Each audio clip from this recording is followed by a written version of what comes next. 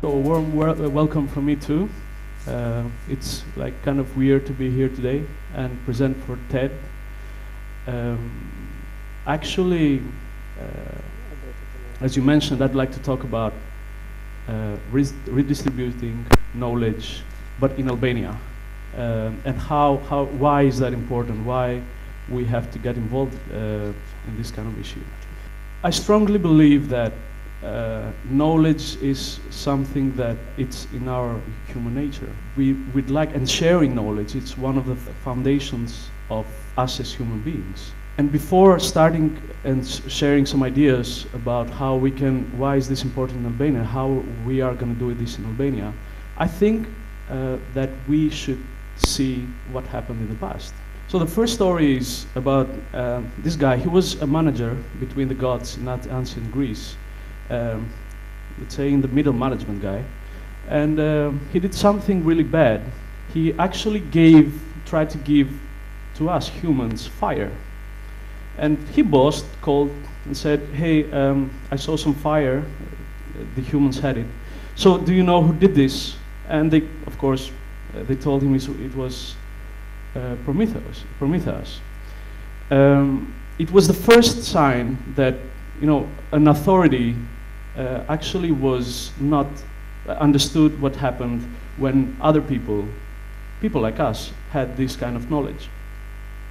And it's a really interesting story because if you see it took us too many years to take the next step in order to have all these tools and redistribute knowledge easier.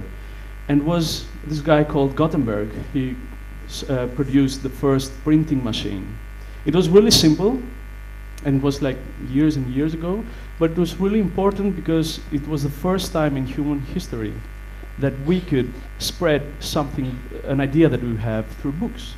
Well, the first guys that took advantage of that were the guys that printed this book. It was the Holy Bible. For that period, it was one of the, I don't know if it still is, but at the time it was the best-selling book ever. It was like something like Harry Potter or 50 Shades of Grey for the ladies. I don't know if you've read it, or the Da Vinci Code. So it was really mainstream, and it was for a certain time that the guys that were responsible for this book were so clever to take advantage of the fact that other people, if you wanted at the time to print a book, you should ask these guys for permission. So after many years, moving on, we had a really interesting historical moment in terms of sharing this knowledge. It was the first, the founding of the first ever public library. The first moment where people of different social class and people of different gender or whatever you call, of different color, could go somewhere and get this knowledge for free and easily. It was the first one, and it was not many years ago. And this is my favorite part. It was the first computer which was considered a big hit, the first commercial computer. And it was the first time, again, that we could write something in our computer and redistribute this using internet. And again, this was not very long time ago. It's really important because it was the first time, again, that we could write something that was something that we knew, knowledge, and we could also share it with other people easily. And we also had, moving on, we also had the first search engine during the 90s, and the first Linux machine, the Linux kernel. Like, in case you don't know, Linux is responsible, the operating system responsible for the majority of servers that maintain our websites. So it was like, we also, after having search engines and internet, we could now have like really good search engines. Do you know this guy? He was the founder of Napster. He founded it in his bedroom. And it's really important because of his age, he was like early 20s, I think. And he had no money. So keep this in mind the first time that you are living in Albania and think, I cannot do it because I don't have the tools or whatever. You put the problem out there. And of course, 2001, I think one of the best projects and more productive projects in terms of sharing knowledge was Wikipedia. And this time it was not me sharing knowledge with some other guys. It was like peer production of knowledge, because everybody can edit Wikipedia. And after that, everybody else can access this knowledge. And encyclopedia, Wikipedia, like we can talk for hours if it's the best source of, I don't know, students or something. But it's a really, really good point to start with if you want to have the basic knowledge. Okay, and we could never ever had Wikipedia if it was on copyright. Because if Wikipedia was on copyright, we couldn't share it with other guys, with other friends, with other business partners. So Creative Commons was founded, and it's an alternative license of licensing Wikipedia. And if you are in love with MIT projects, as I am, like you could bump out of your bed the first moment you saw this news. MIT opened in 2002, started a project called MIT OpenCourseWare, and it's active until today. And you can go there and take the same kind of knowledge that people from US can get. It's amazing. And because like I'm a biased guy, I'm a Mozilla representative, I think it was like the time in 2003 that the best browser came out, and we can also, no matter what browser you use, it was the first time that we could easily get this information that was on the internet. So we can go on and like talk about all these kind of services, a blogger, which gives you the opportunity to, let's say, to have your online diary, and YouTube with videos. But the important thing is that I see a relation between the prosperity of some nations and their access on this knowledge. Now, if you see right there, these are the first 20 countries in the world that have the highest standard of living and education at this time that we are talking. And if you see the other column, there is the internet penetration rate. Like for Norway, it's 97.2%. It's amazing. And you see, I don't know about you, but I see a relation there between access to this knowledge and the prosperity of these countries. And we always talk in Albania about problems. There are like more than 100 people here, and I think that we will have more than 100 answers about what's the problem about Albania. But in my personal opinion, I think knowledge is the most powerful tool that we could have in order to change the reality here. Okay? And I will not talk about a problem, but a solution. And I think the solution is, or might be, sharing knowledge through technology. Because technology gives us the opportunity to make it easy, and make it cheap, and make it in a really, really fast way. And because sharing through a community gives it, the item that we are sharing, better value, I think we have to create more communities that embrace the sharing of common values, interactivity between the members, and of course, helping each other. This is the whole concept of a community.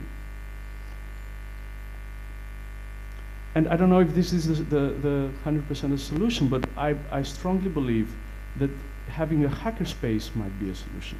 What is a hackerspace? A hackerspace is a place where everybody can go, play with technology, share their ideas, and after that, share, in the end of the day, share knowledge.